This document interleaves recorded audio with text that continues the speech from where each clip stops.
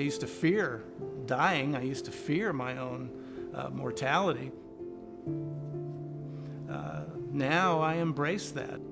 My name's Marc McCoy, and in March of 2016, I was diagnosed with myelodysplastic syndrome, bone marrow cancer. I went in for a routine physical. I was a runner and felt really good, but had put off a lot of physical exams. But they found a low white blood cell count, and they did a lot more testing over the next 6 months or so.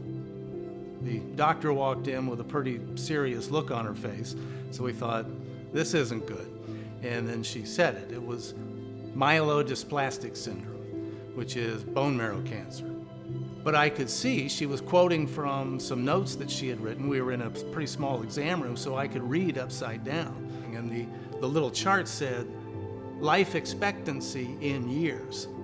I had stage 3 MDS. The number was 1.1. Are you telling me that I have 1.1 years to live?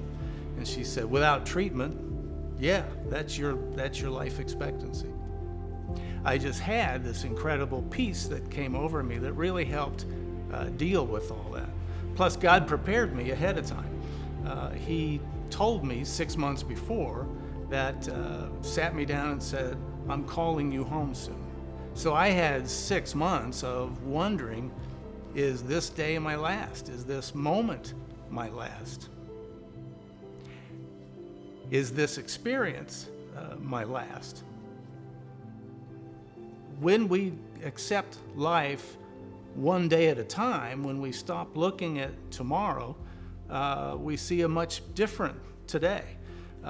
Experiences become deeper, more fulfilling. Relationships become better. My wife, for example, we've been married 43 years up to this point. As a man, I couldn't look her in the eyes and say, I got this, because I don't.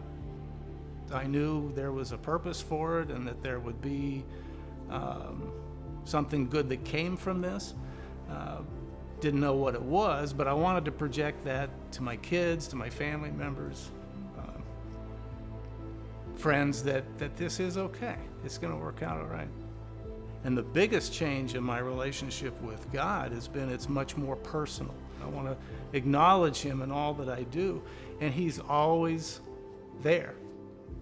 I'm in full tilt pursuit of God and everything about Him, and I'm in full tilt pursuit of heaven.